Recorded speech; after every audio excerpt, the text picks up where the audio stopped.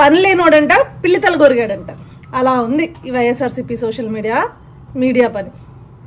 అసలు 2 రోజుల నుంచి వేర్ ఈజ్ నారా లోకేష్ అని చెప్పేసి, ఆ నారా లోకేష్ ఎక్కడున్నాడు, యుఎస్లో అరెస్ట్ అయిపోయాడని కొందరు, ఆ హవాలా డబ్బుల్లో అరెస్ట్ అయ్యాడని చెప్పేసి అబ్బాబ్బాబ్బాబ్బా ఏమన్నా ట్రోల్ చేసుకుంటున్నారా, ఏమన్నా న్యూస్ స్ప్రెడ్ చేసుకుంటున్నారా. దీని మీద డిస్కషన్లు, డిబేట్లు, సోషల్ మీడియాలో ట్రోల్ స్టఫ్లు. కట్ చేస్తే ఏం చేశాడు ఆయన, నిన్న రాత్రి వైఎస్ఆర్సీపీ పార్టీ యొక్క అసంతృప్తి లీడర్లని కలిశాడు.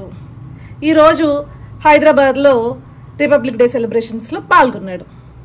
ఏ చెప్పుతో కొట్టాలి మిమ్మల్ని, చెప్పుకు ఏ పెంట రాసి కొట్టాలి మిమ్మల్ని, ఈ వైసీపీ వాళ్ళని. ఈ వైసీపీ కథలు ఎలా ఉంటాయంటే, ఒక పింక్ డైమండ్, 36 కమ్మడి ఎస్పీలు, కోడికత్తి, బాబాయ్ హత్య, నారాసుర రక్త చరిత్రను ఆ రోజు రాశారే, అలాంటి కథలన్నీ చెప్పే టాలెంట్, చెప్పి జనాల్లోకి తిప్పే టాలెంట్ ఈ ఎదవలుగా ఉంటాయి. ఏకంగా సాక్షిలో అయితే డిస్కషన్లు, డిబేట్లు. ఆడు ఒక అనలిస్ట్ ప్రసాద్ గారు ఉన్నాడు, మొన్నటిదాకా తెలుగుదేశం అని భజన చేసేవాడు.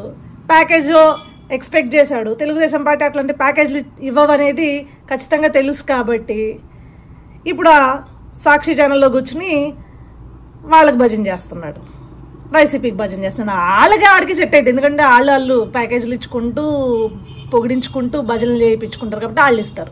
సో ఇలా డబ్బులు ఇచ్చి భజన చేయించుకునే బ్యాచ్ అంతా కూడా అసలు ఏం డిబేట్లు పెట్టారయ్యా. తీరా కట్ చేస్తే ఆయన జనాల్లోకి వచ్చారు. కాదు, తెలుగుదేశం కార్యకర్తలకు కూడా ఇంత ఇంట్రెస్ట్ లేదు నారా లోకేష్ అన్న కదలికల గురించి.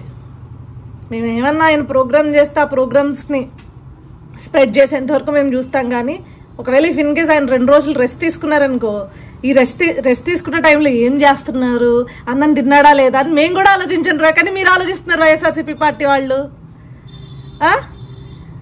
నారా లోకేష్ అనే ఒక ఫోబియా మీకు పట్టుకుంది అంటే చూడండి, ఎలక్షన్లో మీరు ఓడిపోతున్నారు, లోకేష్ అనే వ్యక్తి మిమ్మల్ని ఏదో చేస్తున్నాడు, 2 రోజులు కనిపించకపోతే వెనకాల నుంచి మీకు ఏదో కింద నుంచి ఫైర్ పెట్టడానికి చూస్తున్నాడు కాబట్టి ఆ ఫైర్ మీకు అంటుకుంటుందేమో అనే భయంతో నిత్యం ఆయన గురించి కలవరిస్తున్నారు అనేది జనాలకు అర్థమవుతుంది. పని లేనోడంట పిల్లితలు గొరిగాడంట. అలా ఉంది ఈ వైఎస్ఆర్సీపీ సోషల్ మీడియా పని. అసలు 2 రోజుల నుంచి వేర్ ఈజ్ నారా లోకేష్ అని చెప్పేసి, ఆ నారా లోకేష్ ఎక్కడున్నాడు, యుఎస్లో అరెస్ట్ అయిపోయాడని కొందరు, ఆ హవాలా డబ్బుల్లో అరెస్ట్ అయ్యాడని చెప్పేసి అబ్బాబ్బాబ్బాబ్బా ఏమన్నా ట్రోల్ చేసుకుంటున్నారా, ఏమన్నా న్యూస్ స్ప్రెడ్ చేసుకుంటున్నారా. దీని మీద డిస్కషన్లు, డిబేట్లు, సోషల్ మీడియాలో ట్రోల్ స్టఫ్లు. కట్ చేస్తే ఏం చేశాడు ఆయన, నిన్న రాత్రి వైఎస్ఆర్సీపీ పార్టీ యొక్క అసంతృప్తి లీడర్లని కలిశాడు. ఈరోజు హైదరాబాద్లో రిపబ్లిక్ డే సెలబ్రేషన్స్లో పాల్గొన్నాడు. ఏ చెప్పుతో కొట్టాలి మిమ్మల్ని, చెప్పుకు ఏ పెంట రాసి కొట్టాలి మిమ్మల్ని, ఈ వైసీపీ వాళ్ళని. ఈ వైసీపీ కథలు ఎలా ఉంటాయంటే, ఒక పింక్ డైమండ్, 36 కమ్మడి ఎస్పీలు, కోడికత్తి, బాబాయ్ హత్య, నారాసుర రక్త చరిత్రను ఆ రోజు రాశారే, అలాంటి కథలన్నీ చెప్పే టాలెంట్, చెప్పి జనాల్లోకి తిప్పే టాలెంట్ ఈ ఎదవలుగా ఉంటాయి. ఏకంగా సాక్షిలో అయితే డిస్కషన్లు, డిబేట్లు. ఆడు ఒక అనలిస్ట్ ప్రసాద్ గారు ఉన్నాడు, మొన్నటిదాకా తెలుగుదేశం అని భజన చేసేవాడు. ప్యాకేజ్ ఎక్స్పెక్ట్ చేశాడు. తెలుగుదేశం పార్టీ అట్లాంటి ప్యాకేజ్లు ఇవ్వవనేది ఖచ్చితంగా తెలుసు కాబట్టి ఇప్పుడు ఆ సాక్షి ఛానల్లో కూర్చుని వాళ్ళకి భజన చేస్తున్నాడు, వైసీపీకి భజన చేస్తున్నాడు. వాళ్ళకి ఆడికి సెట్ అవుతుంది, ఎందుకంటే వాళ్ళు ప్యాకేజీలు ఇచ్చుకుంటూ పొగిడించుకుంటూ భజనలు చేయించుకుంటారు కాబట్టి వాళ్ళు ఇస్తారు. సో ఇలా డబ్బులు ఇచ్చి భజన చేయించుకునే బ్యాచ్ అంతా కూడా అసలు ఏం డిబేట్లు పెట్టారయ్యా. తీరా కట్ చేస్తే ఆయన జనాల్లోకి వచ్చారు. కాదు, తెలుగుదేశం కార్యకర్తలకు కూడా ఇంత ఇంట్రెస్ట్ లేదు నారా లోకేష్ అన్న కదలికల గురించి.